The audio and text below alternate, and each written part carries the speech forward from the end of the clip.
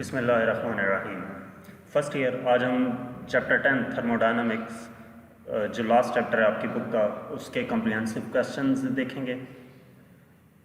सबसे पहले हमारे पास क्वेश्चन है, explain briefly the following terms used in thermodynamics: system, surroundings, boundary and state variables. इनको हमने एक्सप्लेन करना है कि ये टर्म्स क्या हैं। तो सबसे पहले हम सिस्टम्स के बारे में देखते हैं कि सिस्टम क्या होता है। द क्वांटिटी ऑफ मैटर और region of space whose behavior is being studied is called system।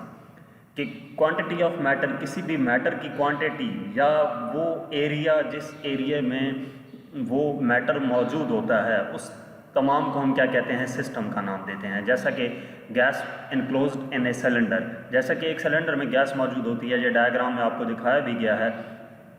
ये हमारे पास ये गैस मौजूद है, पिंक कलर का जो एरिया है यहाँ पर, तो इसको हम सिस्टम का नाम देंगे। दूसरी हमारे पास टर्म सराउंडिंग्स की थी। सराउंडिंग्स क्या है? Everything other than the system in the universe is called surrounding of the system. कि उस सिस्टम के अलावा बाकी जितनी भी उसके इर्द गिर्द एरिया मौजूद है यूनिवर्स में, उसको सराउंडिंग का नाम दिया जाता है। ये डायग्राम में भी आप देख सकते हैं कि जो बाकी जितना भी एरिया है वो सराउंडिंग है सिस्टम को छोड़ के। तीसरी चीज़ बाउंड्री ऑफ द सिस्टम है। बाउंड्री ऑफ द सिस्टम क्या होती है कि वो वॉल या वो ऐसी लाइन जो कि क्या कर रही होती है, सिस्टम और सराउंडिंग्स के दरमियान में मौजूद होती है, जो सिस्टम और सराउंडिंग को अलग कर रही होती है, उसको हम बाउंड्री का नाम देते हैं। The system is separated from the surroundings bye it's boundary. In thermodynamics, the exchange of energy between the system and surroundings can take place through the boundary by the performance of work or the flow of heat. Thermodynamic state and thermodynamic state variables. जो last term है इस question की, the particular condition when a system has specified values of pressure P, volume V and temperature T etc. is called the state of the system। कि वो particular condition जिस पे system की कुछ specified values होती हैं, किस चीज़ की, प्रेशर की, वॉल्यूम की और टेम्परेचर की, उनको स्टेट ऑफ द सिस्टम का नाम दिया जाता है। The variables or functions which determine the physical state of the system are called state variables and state function of the system। वो variables या functions जो क्या करते हैं, किसी भी सिस्टम की फिजिकल स्टेट देखते हैं, उनको हम स्टेट वेरिएबल्स या स्टेट फंक्शंस का नाम देते हैं। If the system is homogeneous, अगर सिस्टम होमोजीनियस हो, होमोजीनियस का मतलब क्या है कि it has same composition everywhere, then it is usually enough to specify only 3 parameters. तो इसमें क्या होता है, आमतौर पर 3 पैरामीटर्स उसके लिए काफ़ी होते हैं। कौन कौन से? वॉल्यूम, प्रेशर और temperature. The mathematical relationship between these parameters is known as the equation of state of the system. इन जो रिलेशनशिप, मैथमेटिकल रिलेशनशिप है इन पैरामीटर्स के दरमियान, यानी कि प्रेशर, वॉल्यूम और टेम्परेचर के दरमियान जो मैथमेटिकल रिलेशन है, उसको हम एक इक्वेशन की मदद से लिख सकते हैं। और वो इक्वेशन किस केस में होगी? In case of the ideal gas. तो उस इक्वेशन को हम लिखते हैं PV = nRT। इसमें P प्रेशर है, V वॉल्यूम है, R जो है वो यूनिवर्सल गैस कांस्टेंट है, T टेम्परेचर है और यहाँ पर N नंबर ऑफ मोल्स हैं। PVT are the state variables. यहाँ पे प्रेशर, वॉल्यूम और टेम्परेचर जो PVT हैं ये स्टेट वेरिएबल्स हैं। और इसके अलावा जो बाकी एग्जांपल्स हैं स्टेट वेरिएबल्स की, वो हमारे पास इंटरनल एनर्जी जिसको U से डिनोट करते हैं और एंट्रोपी है जिसको S से डिनोट करते हैं। इसके बाद क्वेश्चन नंबर 2 है, distinguish among the 3 forms of energy: work, heat and internal energy. इन तीनों के दरमियान हमने डिफरेंस बताना है। तो सबसे पहले वर्क, जो heat, work and internal energy are the 3 mutually distinct concepts हैं, यानी कि ये तीनों डिफरेंट कॉन्सेप्ट हैं। Each one of them is fundamentally related to the temperature of a body. इन ये जो तीनों हैं, तीनों टर्म्स टेम्परेचर के साथ रिलेट कर रही होती हैं। Therefore they are closely related to one another. इस वजह से ये एक दूसरे के साथ भी क्लोजली रिलेट कर रही होती हैं। और ये पूरा चैप्टर तकरीबन इन्हीं हीट, वर्क और इंटरनल एनर्जी से रिलेटेड ही है। सबसे पहले हम वर्क को देखते हैं। By performing some work on the body we can raise the temperature of the body. किसी भी बॉडी पे वर्क करके हम उसका टेम्परेचर इंक्रीज कर सकते हैं। Work can be exchanged between an object and its surroundings by the overall displacement of the object without requiring the difference of the temperature. यानी कि हमें टेम्परेचर की ज़रूरत नहीं पड़ती, हम टेम्परेचर को इंक्रीज या डिक्रीज नहीं करते, जस्ट वर्क करते हैं उस बॉडी पे और उसका जो टेम्परेचर है बॉडी का वो राइज कर जाता है। टेम्परेचर हम खुद इंक्रीज या डिक्रीज नहीं करते, यानी कि उसको हीट प्रोवाइड नहीं करते, जस्ट हम वर्क डन करते हैं उस पर और उस वर्क की वजह से क्या होता है, उसका टेम्परेचर इंक्रीज या डिक्रीज कर जाता है। A few examples are as follows. अब वर्क की जो एग्जांपल्स हैं, सबसे पहले क्या है, if it is possible to warm up your hands by rubbing them together. जब हम हाथ रब करते हैं तो वहाँ पे हम हीट प्रोवाइड नहीं कर रहे होते, लेकिन फिर भी हाथ गर्म हो जाते हैं, हीट अप हो जाते हैं।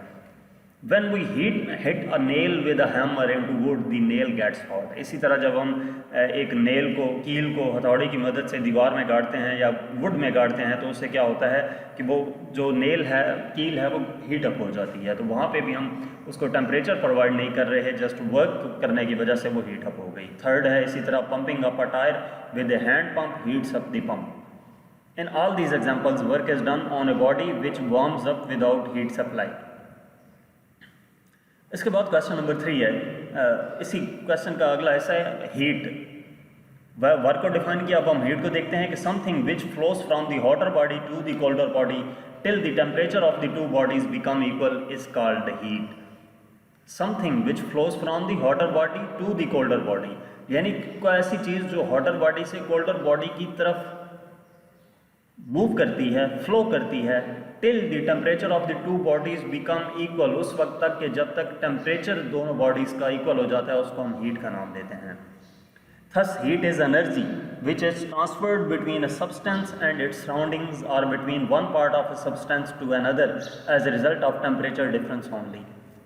तो हीट क्या है, एनर्जी है जो ट्रांसफर होती है सब्सटेंस और सराउंडिंग के दरमियान और between one part of a substance to another as a result of temperature difference only. यानी या तो सब्सटेंस और सराउंडिंग्स के दरमियान ट्रांसफ़र होती है या फिर सब्सटेंस के एक हिस्से से दूसरे हिस्से तक ट्रांसफ़र होती है, और वो किस केस में होता है, जब टेम्परेचर डिफरेंस हो। Heat is energy and transit, it flows till the temperature of the body in thermal contact are equal.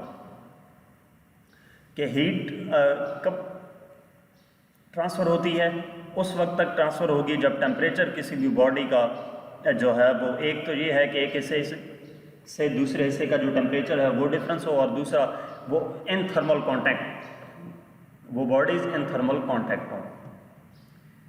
Internal energy क्या है, द अमाउंट और molecules of all kinds of matter are in constant motion. Atoms या molecules जो हैं, जितने भी kinds of matters के हैं, वो कांस्टेंट मोशन में होते हैं। The sum of the kinetic and potential energies associated with the random motion of the atoms of the substance is the internal energy of the system. यानी कि kinetic energy और potential energy किसी भी system के साथ associate कर रही होती है, उसकी जो रैंडम मोशन होती है एटम्स की, उस सब्सटेंस की, तो उसको हम नाम देते हैं internal energy of the system का। इन जनरल हम बात करें तो जो एटम्स की जो एनर्जी है, एटम्स की जो मोशन है, उसमें जो एनर्जी मौजूद है, चाहे वो काइनेटिक एनर्जी है चाहे पोटेंशियल एनर्जी है, उसको हम इंटरनल एनर्जी का नाम देते हैं। When we heat a substance, the random motion and energy associated with it are increased। जब हम सब्सटेंस को हीट करते हैं तो जो रैंडम मोशन होती है और जो एनर्जी एसोसिएट कर रही है वो इंक्रीज कर जाती है। This heat energy is converted into the internal energy of the system. तो ये जो हीट एनर्जी है वो कन्वर्ट हो जाती है internal energy of the system में। Similarly, work can be performed on a substance in such a way that to increase the random motion of the atoms। इसी तरह वर्क परफॉर्म हो सकता है किसी भी सब्सटेंस पे इस तरीके से कि that to increase the random motion of the atoms, कि रैंडम मोशन एटम की इंक्रीज कर जाए। Work energy is converted into internal energy of the system. तो वर्क एनर्जी कन्वर्ट हो जाती है इंटरनल एनर्जी में। इसके बाद हमारे पास क्वेश्चन नंबर 3 है, state and explain the first law of thermodynamics. First law of thermodynamics क्या है उसका एक्सप्लेन करना है। तो the first law of thermodynamics is based on the idea that energy can neither be created nor destroyed in any thermodynamic system. कि first law of thermodynamics किस चीज़ पे base कर रहा होता है? इस आइडिया पे कि जो एनर्जी है वो ना तो हम क्रिएट कर सकते हैं और ना उसको डिस्ट्रॉय कर सकते हैं किसी भी थर्मोडायनामिक सिस्टम में। So it is a particular form of the law of conservation of energy which deals only with the heat energy. Definition क्या है फर्स्ट लॉ ऑफ थर्मोडायनामिक्स की? This law states that every thermodynamic system possesses a state variable U called the internal energy. कि इस law के मुताबिक कोई भी thermodynamic system हो वो पोजेस कर रहा होता है एक स्टेट वेरिएबल U जिसको इंटरनल एनर्जी का नाम दिया जाता है। यानी कि कोई भी thermodynamic system internal energy possess कर रहा होगा। एक्सप्लेनेशन देखते हैं। In any thermodynamic process when heat energy delta Q is added to a system, this energy appears as an increase in the internal energy stored in the system plus the work done by the system on its surroundings। कि thermodynamic process में क्या होता है, जब heat energy add की जाती है system में तो ये एनर्जी अपीयर करती है increase in the internal energy की सूरत में। यानी कि जब हीट उसको प्रोवाइड की जाएगी तो वो एनर्जी जो हीट एनर्जी उसको प्रोवाइड की गई है वो एनर्जी उसके इंटरनल एनर्जी की सूरत में और दूसरा क्या वर्क डन की सूरत में उसमें मौजूद होगी। यानी कि delta Q equal to delta U plus delta W। Delta Q is taken positive when heat enters the system and negative when it leaves the system। यानी कि हीट एनर्जी डेल्टा Q हमारे पास पॉजिटिव होगी जब heat enter करेगी system में और negative इसको consider करेंगे जब ये सिस्टम को लीव करेगी। इसी तरह delta U is taken positive when temperature of the system rises while it is negative when temperature of the system decreases। कि डेल्टा U इसी तरह जो डेल्टा U है इंटरनल एनर्जी है उसको हम पॉजिटिव कंसिडर करेंगे जब टेम्परेचर सिस्टम का राइज करेगा और उसको नेगेटिव कंसिडर करेंगे जब टेम्परेचर उसी सिस्टम का डिक्रीज कर जाएगा या फॉल कर जाएगा। First law of thermodynamics expresses three related ideas in a single mathematical formulation. जो फर्स्ट लॉ ऑफ थर्मोडायनामिक्स है वो तीन related ideas single mathematical formulation की सूरत में प्रोवाइड करता है। फर्स्ट क्या है? Existence of an internal energy U as a state variable. दूसरा principle of conservation of energy और तीसरा definition of heat as energy and transit. तो internal energy and first law of thermodynamics, अब हम इस पे देखते हैं कि इंटरनल एनर्जी और फर्स्ट लॉ ऑफ थर्मोडायनामिक्स आपस में क्या रिलेशन है। The sum of all the kinetic and potential energies associated with the random motion of the atoms of substance और system is the internal energy of the system. ये internal energy की basically definition लिखी हुई है जो आपको पहले मैं समझा भी चुका हूँ। According to first law of thermodynamics delta U equal to delta Q minus delta W। ये फर्स्ट लॉ ऑफ थर्मोडायनामिक्स की इक्वेशन है। It means that change in internal energy of a system is equal to the energy flowing in as heat minus the energy flowing out as work। कि internal energy किसकी equal है? Heat minus work के। The change in the internal energy of a system depends only upon the initial and final states of the system and not on the path taken between these two states। जो change होगी internal energy, उस system की जो internal energy में change आएगी वो किस चीज़ पे डिपेंड कर रहा होगा? इनिशियल और फाइनल स्टेट्स। किस चीज़ की? उस सिस्टम की इनिशियल और फाइनल स्टेट्स पे। And not on the path taken between these two states, और वो पाथ पे डिपेंड नहीं कर रहा होगा। If the state of the thermodynamic system is changed from state A to B, then the change in internal energy of the system is। कि अगर हम थर्मोडायनामिक सिस्टम की स्टेट्स चेंज करें A से B तक तो इंटरनल एनर्जी पे जो इफेक्ट पड़ेगा वो delta U equal to UB minus UA आ जाएगा। So above equation becomes UB minus UA equal to delta Q minus delta W। जो डेल्टा U था, जो पिछली स्लाइड में इक्वेशन थी, वहाँ पर हमने UB माइनस UA पुट कर दिया तो UB minus UA equal to delta Q minus delta W आ गया। Where UA and UB are the initial and final internal energies of the system. अगर सिस्टम साइक्लिक प्रोसेस हो तो कुछ time के बाद वो क्या करेगा? इनिशियल स्टेट पे पहुंच जाएगा, यानी कि UB इक्वल हो जाएगा UA के। तो अगर हम यहाँ पे यू बी की जगह पर यू ए पुट कर दें तो ये हमारे पास 0 equal to delta Q minus delta W हो जाता है, तो delta Q equal to delta W की इक्वल आ जाता है। यानी कि जो हम उसको हीट प्रोवाइड कर रहे हैं वो सारे का सारा वर्क डन की सूरत में आएगा। Thus, in cycling process, all the heat energy absorbed by the system is used in doing some useful work by the system. Next question है, define the molar heat specific capacity Cp and Cv for a gas. Show that for a mole of an ideal gas, Cp minus Cv equal to R. Molar heat capacity Cp और Cv इनको define करना है, और जो equation है Cp minus Cv equal to R, इसको हमने explain करना है, ड्राइव करना है। तो constant pressure molar specific heat of a gas Cp, ये क्या होती है? Amount of heat to required to raise the temperature of 1 mole of a gas by 1 kelvin. कि जितनी अमाउंट ऑफ हीट हमें रिक्वायर होगी 1 मोल गैस का temperature rise करने के लिए, कितना रेज करने के लिए? 1 केल्विन तक रेज करने के लिए कांस्टेंट प्रेशर पे, तो उसको हम constant pressure molar specific heat Cp कहते हैं। इसी तरह constant volume molar specific heat of a gas Cv क्या है? कि जितनी अमाउंट ऑफ हीट हमें रिक्वायर होगी 1 मोल ऑफ गैस का टेम्परेचर 1 केल्विन तक ले जाने के लिए, जब वॉल्यूम कांस्टेंट रहे, तो उसको हम constant volume molar specific heat of a gas Cv कहते हैं। अब इसके बाद हम इस इक्वेशन को प्रूव करते हैं, Cp minus Cv equal to R। तो when gas is heated at constant volume there is no work done by the gas against the surroundings. जब हम गैस को हीट करते हैं कांस्टेंट वॉल्यूम पे, तो वर्क डन गैस की वजह से कुछ भी नहीं हो रहा होता। If delta Q V is the amount of heat supplied and delta T is the rise in temperature, rise in temperature, कि delta Q V amount of heat है जो हम सप्लाई कर रहे हैं और डेल्टा टी टेम्परेचर है, तो डेफिनेशन के मुताबिक जो constant volume molar specific heat है delta Q V equal to N C V delta T आ जाएगा। Q equal to N C delta T आपने इक्वेशन पढ़ी हुई है, तो delta Q V equal to N C V delta T आ गया।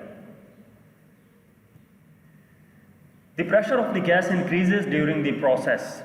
जो प्रेशर है गैस का वो इंक्रीज करता है प्रोसेस के दौरान, but no work is done, लेकिन वर्क नहीं हो रहा होता, because the volume is kept constant, क्योंकि वॉल्यूम को कांस्टेंट रखते हैं। यानी कि delta W V equal to 0 होगा, तो हम फर्स्ट लॉ ऑफ थर्मोडायनामिक्स की इक्वेशन जो थी delta Q V equal to delta U plus delta W V, यहाँ पे जब हम 0 पुट करते हैं तो इसका मतलब है कि delta Q V equal to delta U आ जाता है। इसको इक्वेशन 2 का नाम दे दिया।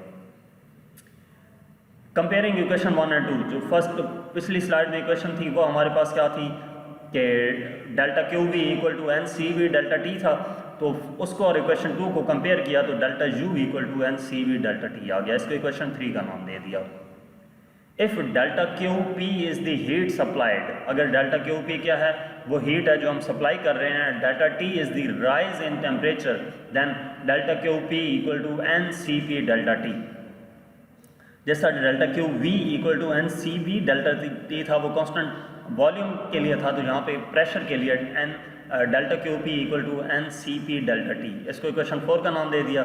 Now the work done by the gas against the constant external pressure is given by, जो वर्क डन है गैस की वजह से against the constant external pressure, वो क्या है? Delta W P equal to force into distance, और इसको हम लिखते हैं एफ डेल्टा वाई से। तो delta W P equal to F, हमारे पास P equal to F over A के फार्मूले से F equal to P A आता है, तो ये पी ए डेल्टा वाई हो जाएगा, और ये इक्वल हो जाता है पी डेल्टा बी के। A delta Y basically volume की इक्वल आ जाएगा, तो पी डेल्टा बी हो जाएगा। For an ideal gas the general gas equation is P delta V equal to N R delta T, तो पी डेल्टा बी इक्वल आ जाएगा N R delta T के। ये जो इससे पिछली स्लाइड में इक्वेशन थी उसको एन आर डेल्टा टी के इक्वल कर दिया। फर्स्ट लॉ ऑफ थर्मोडायनामिक्स के मुताबिक delta Q P equal to delta U plus delta W P है। तो हम जो वैल्यूज़ हैं delta Q P, delta U और डेल्टा डब्ल्यू पी की इक्वेशन 3, 4 और 5 से वो हम ऊपर वाली इक्वेशन में पुट कर देते हैं इस इक्वेशन में। तो ये N C P delta T equal to N C V delta T plus N R delta T आ जाता है। तो C P equal to C V plus R आ जाएगा। ये एन तीनों टर्म्स में ये कट जाएगा, डेल्टा टी कट जाएगा, बाकी क्या रह जाएगा C P equal to C V plus R. तो C P minus C V equal to R, यही हमने प्रूव करना था।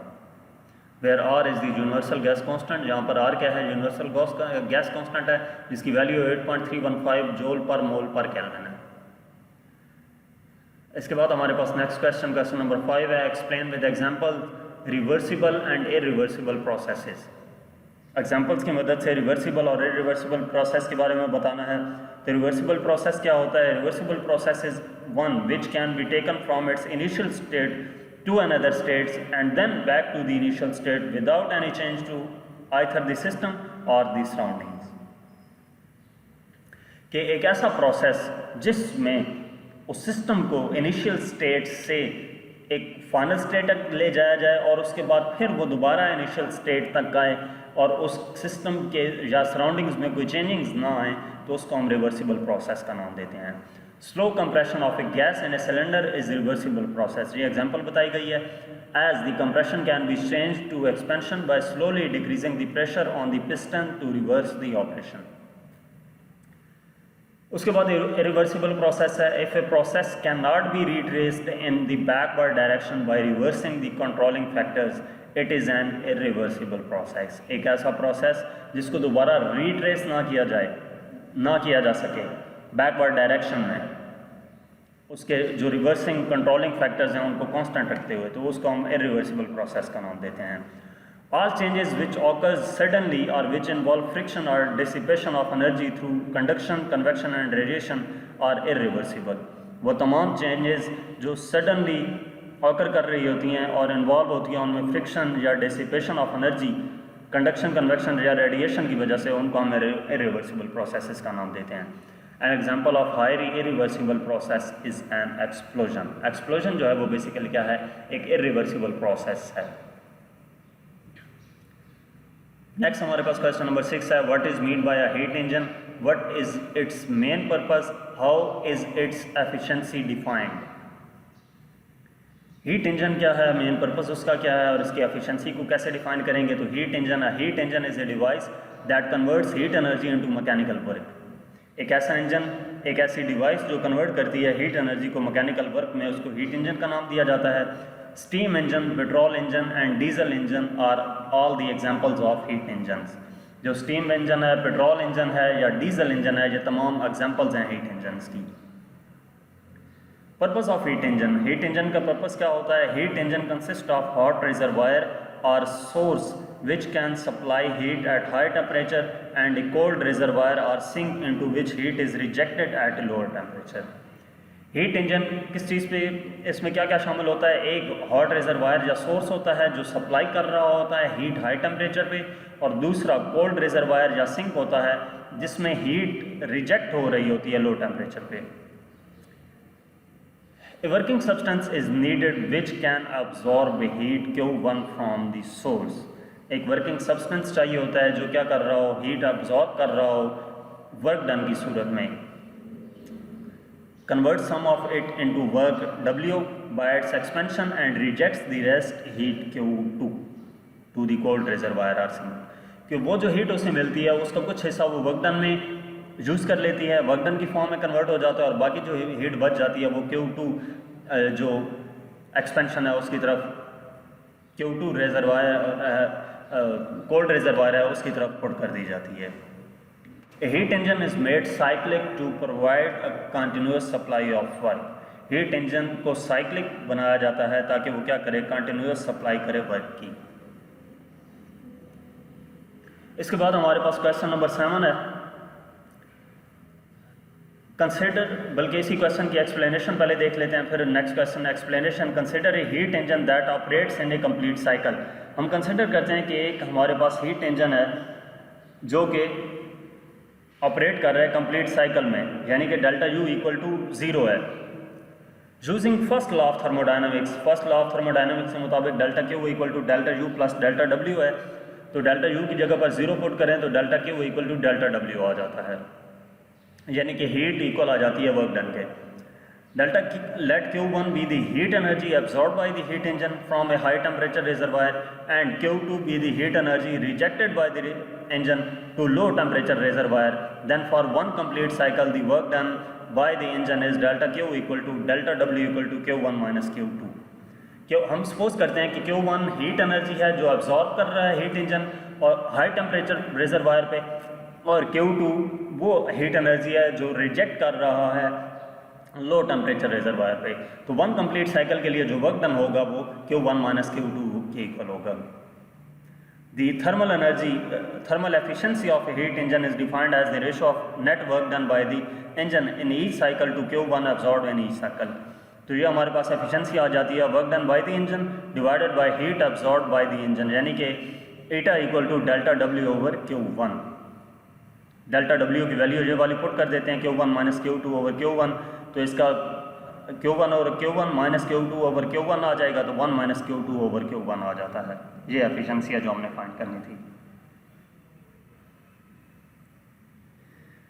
क्वेश्चन नंबर 7 है state the second law of thermodynamics in its alternative forms, discuss the assertions of the first and second laws about heat and work energies। Second law of thermodynamics को state करना है alternative forms में, और assertions of the first and second law about the heat and work energies। तो second law of thermodynamics को हम कैसे state कर सकते हैं? सबसे पहले लॉर्ड केल्विन स्टेटमेंट है, it is impossible to construct a heat engine. ये पॉसिबल नहीं है कि एक ऐसा हीट इंजन बनाया जाए operating continuously in a cycle, जो कंटिन्यूसली एक साइकिल की सूरत में काम करता रहे, which takes heat from a heat source at temperature higher temperature और performs an equivalent amount of work without rejecting any heat to the heat sink और लो टेम्परेचर।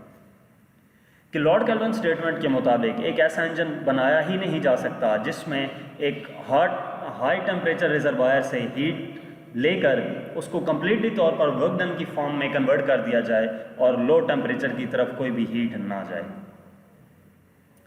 दूसरा रेडोल्फ क्लॉशेस स्टेटमेंट है, it is impossible to cause heat to flow from a cold body to a hot body without the expenditure of the work. कि ऐसा possible नहीं है कि heat flow करे cold body से hot body की तरफ और कोई भी वर्क ना हो। The first law of thermodynamics tells us of the equivalence of heat and work। जो फर्स्ट लॉ ऑफ थर्मोडायनामिक्स है वो हमें इक्विवेलेंस बताता है हीट और वर्क की। They are merely different forms of energy. ये बेसिकली क्या है? डिफरेंट फॉर्म्स ऑफ एनर्जी हैं। Second law is concern with the conversion of heat into work. जो सेकंड लॉ है वो किस चीज़ के साथ कंसर्न कर रहा होता है? Conversion of energy, conversion of heat energy into work, यानी कि हीट एनर्जी को वर्क में कैसे कन्वर्ट करना है, ये सेकंड लॉ है। फॉर एक cyclic process the first law forbids getting more work out of an engine that the heat put into it.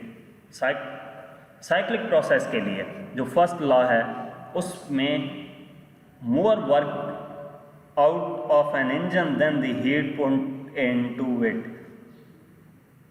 कि ऐसा पॉसिबल नहीं होता कि हम उसको जितनी हीट प्रोवाइड कर रहे हैं उसकी मदद से हमें वर्क डन भी ज़्यादा मिले। The second law asserts that the work performed will be less than the heat absorbed, कि जो वर्क परफॉर्म होगा वो उस एनर्जी से कम होगा जो energy cold reservoir heat absorb कर लेता था।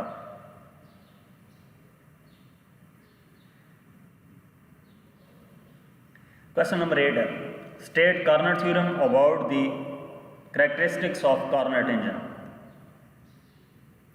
कार्नट हीट इंजन क्या है? फ्रेंच मिलिट्री इंजीनियर सादी Carnot in 1824 considered a hypothetical idealized heat engine which is free from all sorts of heat losses and friction called Carnot heat engine। Carnot basically सादी Carnot एक French military engineer था, उसने 1824 में एक engine तैयार किया था, उसको कार्नट हीट इंजन का नाम दिया जाता है। अब कार्नट थ्योरम क्या है? Any system working between two given temperature T1 hot reservoir and T2 cold reservoir can never have an efficiency more than the Carnot engine working between the same reservoirs respectively। कि कोई भी system जो temperature T1 और T2 के दरमियान काम कर रहा हो उसकी एफिशिएंसी कार्नट हीट इंजन से ज़्यादा नहीं हो सकती जो कि सेम कंडीशंस पे काम कर रहा हो। एक Carnot heat engine consist of, Carnot heat engine किन चीज़ों पे डिपेंड कर रहा होता है? Gas cylinder with perfectly insulating walls and perfectly conducting base, और दूसरा a perfectly insulated weightless and frictionless piston in cylinder. अब हम कार्नेट साइकिल को देखते हैं। Carnot cycle is defined as an ideal reversible closed thermodynamic cycle in which there are 4 successive operations।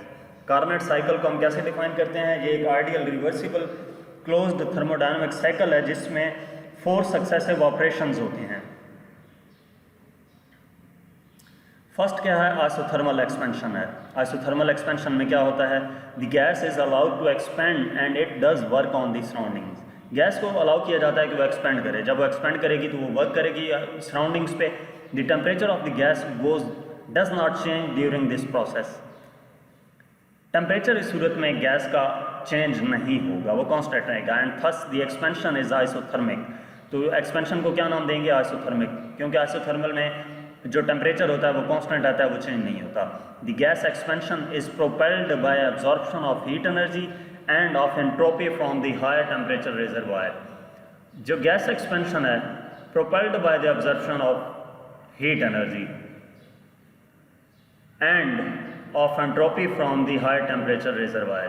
तो इसके बाद जो फर्स्ट पॉइंट था हमारे पास आइसोथर्मल एक्सपेंशन था, जो ए से बी तक इस डायग्राम में दिखाया भी गया है। दूसरा जो बी से सी तक है एडियाबैटिक एक्सपेंशन, अब उसको डिस्कस करते हैं। The piston and cylinder are assumed to be thermally isolated. जो पिस्टन और सिलेंडर है वो हम सपोज करते हैं, एज्यूम करते हैं कि वो थर्मली आइसोलेटेड हैं, यानी कि उसमें से हीट पास नहीं हो सकती। Thus they neither gain nor lose heat.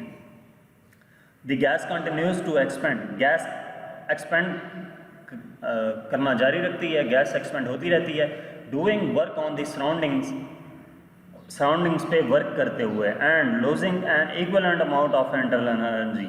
और इसी तरह वो साथ साथ क्या हो रहा होता है? उसकी इंटरनल एनर्जी लॉस हो रही होती है। The gas expansion causes it to cool to the cold temperature. जो गैस एक्सपेंशन है उसकी वजह से क्या होता है?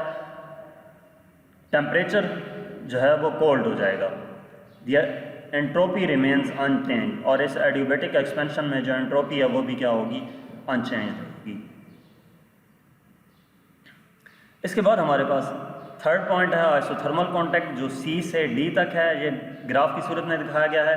The gas is exposed to cold temperature reservoir while the surroundings do work on the gas by compressing it. Gas को expose किया जाता है कोल्ड टेम्परेचर रिजर्वायर की तरफ, while the surroundings do work, जबकि ऑन द गैस बाय, जबकि surroundings की वजह से गैस पे वर्क हो रहा होता है, वो उसको कंप्रेस कर रही होती है। While causing an amount of heat energy and of entropy to flow out the gas to low temperature reservoir, जिसकी वजह से जो हीट एनर्जी है वो लो टेम्परेचर रिजर्वायर की तरफ फ्लो करती है।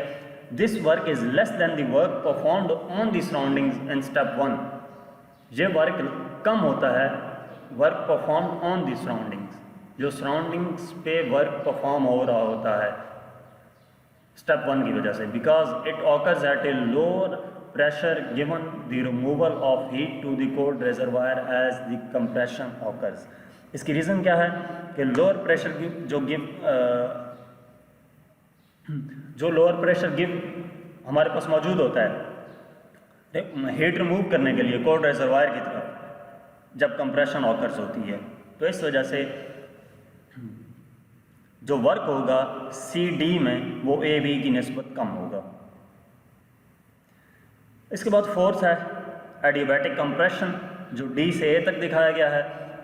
Once again piston and cylinder are assumed to be thermally isolated and the cold temperature reservoir is removed. दोबारा हम ये कंसिडर करते हैं कि पिस्टन और सिलेंडर क्या है? थर्मली आइसोलेटेड हैं, और जो कोल्ड टेम्परेचर रिजर्वायर है उसको हमने रिमूव कर दिया।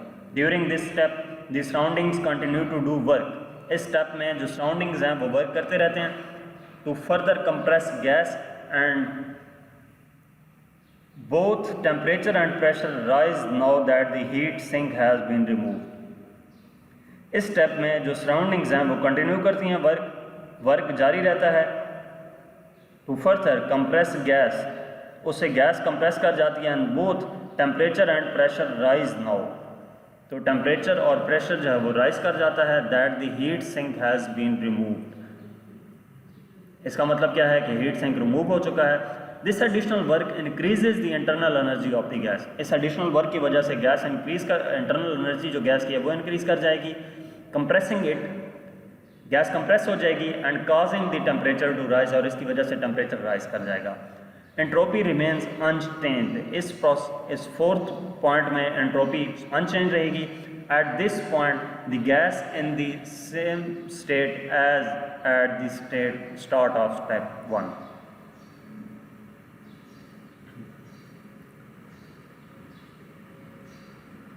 अब हम इसकी मज़ीद एक्सप्लेनेशन देखते हैं कि जो एरिया ABCD है, जो साइक्लिक पाथ हमने इस ग्राफ की सूरत में दिखाया है, ये रिप्रेजेंट करता है net work done by the engine in one cycle. तो एफिशिएंसी को हम कैसे लिख सकते हैं? Efficiency equal to output over input equal to work obtained over heat supplied. Heat है equal to delta W over Q1। Work obtained हमारे पास डेल्टा W है, हीट सप्लाई जो हम कर रहे हैं वो Q1 है, तो डेल्टा W किसके इक्वल होगा? Q1 माइनस Q2 के डिवाइडेड बाई Q1, ये 1 माइनस Q2 ओवर Q1 आ जाता है। ये एफिशिएंसी आ गई। We know that the absolute temperature of an ideal gas is directly proportional to the average kinetic energy of its molecules। कि जो absolute temperature है ideal gas का वो डायरेक्टली प्रोपोर्शनल होता है एवरेज काइनेटिक एनर्जी उसके molecules की। तो Q2 ओवर Q1 इक्वल आ जाता है T2 ओवर T1 के। तो इसका मतलब है कि हम ऊपर वाले जो थर्मल एफिशिएंसी है उसको हम लिख सकते हैं eta equal to 1 minus T2 over T1। Q2 over Q1 की जगह पर T2 ओवर T1 लिख दिया। इसके बाद क्वेश्चन नंबर 9 है, what do you mean by a refrigerator, how does it function, drive an expression for the coefficient of performance of A refrigerator. Refrigerator कैसे work करता है, होता क्या है, उसके बारे में बताना है। तो refrigerator the device which will either cool और maintain a body temperature below that of the surroundings is called refrigerating machine.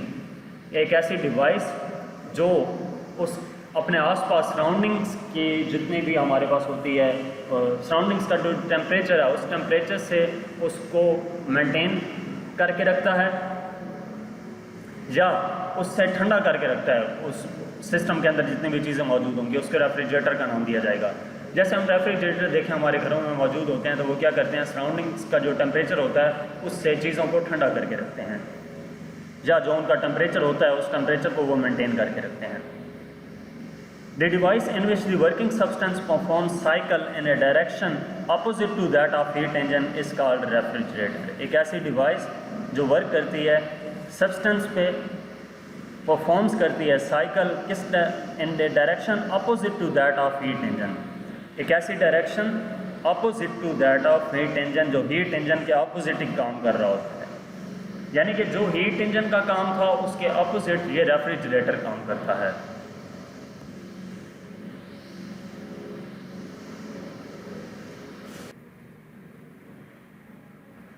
अब इसके एक्सप्लेनेशन देखते हैं कि रेफ्रिजरेटर वर्क कैसे करता है। Refrigerator works in a cycle in such a way that some amount of heat Q2 is removed from a low temperature source at temperature T2। कि refrigerator एक ऐसे साइकिल में काम कर रहा होता है कि कुछ एनर्जी, कौन सी एनर्जी, हीट एनर्जी रिमूव होती है लो टेम्परेचर सोर्स से टेम्परेचर T2 पे। उस टेम्परेचर को हम T2 का नाम देते हैं। A work W is performed by the compressor of the refrigerator on the working substance। जो कंप्रेसर रेफ्रिजरेटर में लगाया गया होता है वो W वर्क परफॉर्म करता है। The quantity of heat is rejected to the higher temperature source, the radiator fixed at the back side of the refrigerator। तो क्वांटिटी ऑफ हीट जो रिजेक्ट होती है हाई टेम्परेचर सोर्स से वो किस वजह से हो रही होती है, रेडिएटर की वजह से। वो रेडिएटर जो रेफ्रिजरेटर की बैक साइड पे लगा होता है। The purpose of the refrigerator is extract as much heat Q2 as possible from the cold reservoir with the expenditure of as little work as possible. Purpose होता है refrigerator का वो क्या होता है कि extract as much heat Q2 as possible, कि वो इतनी जितनी पॉसिबल है उतनी हीट क्या करे, एक्सट्रैक्ट करे कोल्ड रेजरवायर की तरफ। जिसके नतीजे में वर्क डन होगा, यानी कि Q1 इक्वल होगा W प्लस Q2 के।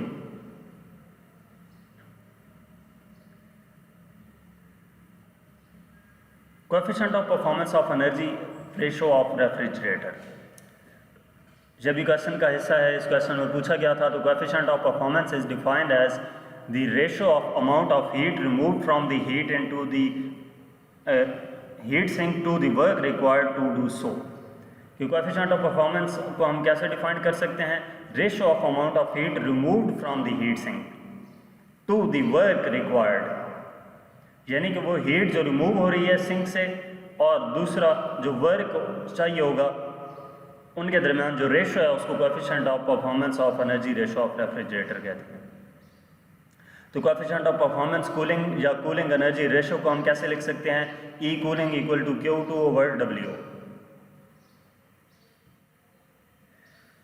From equation 1 W equal to Q1 minus Q2, तो हमारे पास ई कूलिंग किसकी इक्वल आ जाएगा? Q2 ओवर W की जगह पे Q1 माइनस Q2 पुट कर दिया। ई कूलिंग इक्वल आ गया T2 over T1 minus T2 के। हीट बेसिकली Q2 जो हीट थी वो टेम्परेचर T2 पे थी और Q1 जो हीट थी वो टेम्परेचर T1 पे थी, इस वजह से इसको हम E cooling equal to T2 over T1 minus T2 लिख दिया। इसी तरह coefficient of performance for heating और हीटिंग एनर्जी रेशो इज, वो कूलिंग के लिए था, तो हीटिंग के लिए हमारे पास E heating equal to Q1 over W हो जाएगा। कूलिंग के लिए Q2 यूज़ करना है, ये आप डायग्राम में भी देख सकते हैं, और हीटिंग के लिए Q1 इस्तेमाल होगा।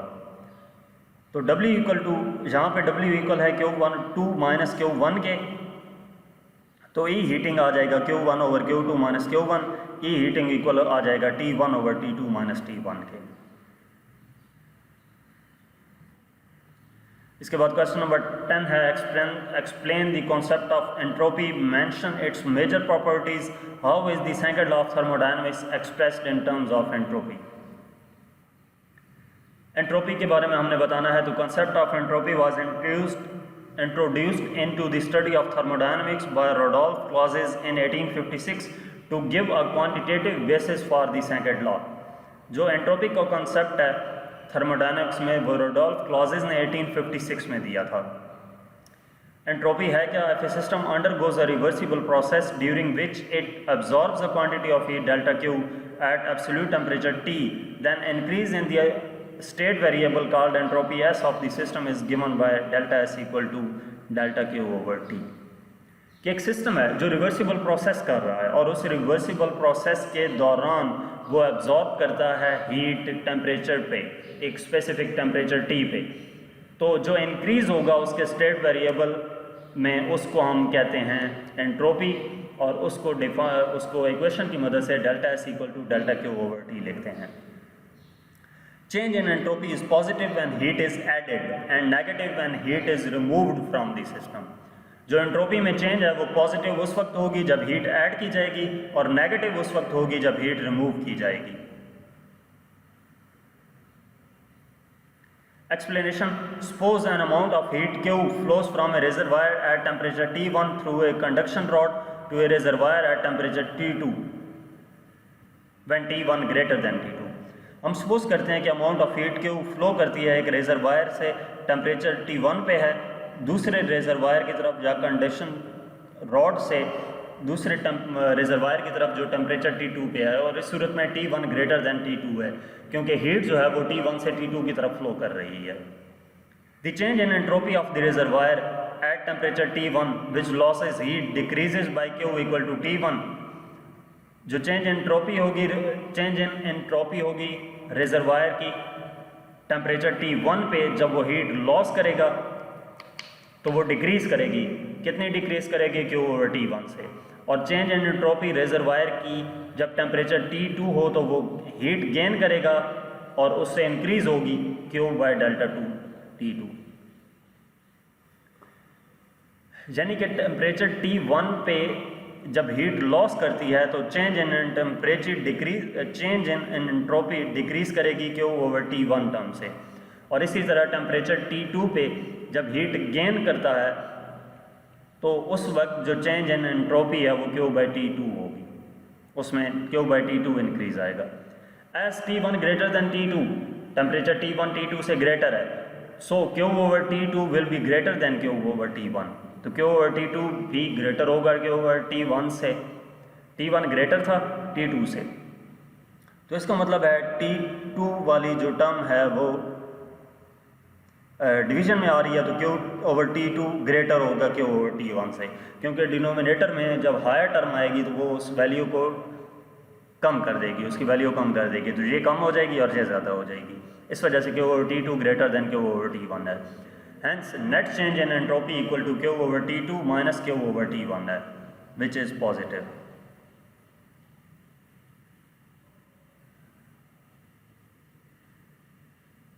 It follows that in all natural processes where heat flows from one system to another, there is always a net increase in entropy. कि जितने भी नेचुरल प्रोसेसेस हैं जहाँ पे हीट फ्लो करती है एक सिस्टम से दूसरे में, उसमें नेट इंक्रीज होता है एंट्रोपी में। Another statement of second law of thermodynamics, इसी को सेकंड लॉ ऑफ थर्मोडायनामिक्स की यही दूसरी स्टेटमेंट है। प्रॉपर्टीज़ क्या है एंट्रोपी की? It increases when the heat is supplied irrespective of the fact whether temperature changes or not. दूसरी प्रॉपर्टी क्या है? Whether temperature changes or not, the entropy decreases when heat is rejected. और तीसरा क्या है? In all the adiabatic processes the entropy remains constant. तो यहाँ तक हमारा इस चैप्टर के कम्प्रिहेंसिव क्वेश्चन था। फर्स्ट ईयर के तमाम चैप्टर्स के कम्प्रिहेंसिव क्वेश्चंस भी अपलोड हो चुके हैं। 9th 10th फर्स्ट ईयर की तमाम एक्सरसाइजेज अपलोड हो चुकी हैं। 9th की तो ऑलमोस्ट पूरी बुक हो चुकी है, सिर्फ 1-2 चैप्टर रह गए, वो भी यहाँ पर अपलोड कर दूँगा। तो बाकी आप फिज़िक्स की कोई भी क्वेश्चन के किसी भी एक्सरसाइज का आपको सोल्यूशन कहीं से नहीं मिलता तो आप मेरे चैनल पे देख सकते हैं। Short questions, long questions, specially numericals, और बाकी कोई भी टॉपिक देखने के लिए आप मेरा यूट्यूब चैनल देख सकते हैं। Thank you.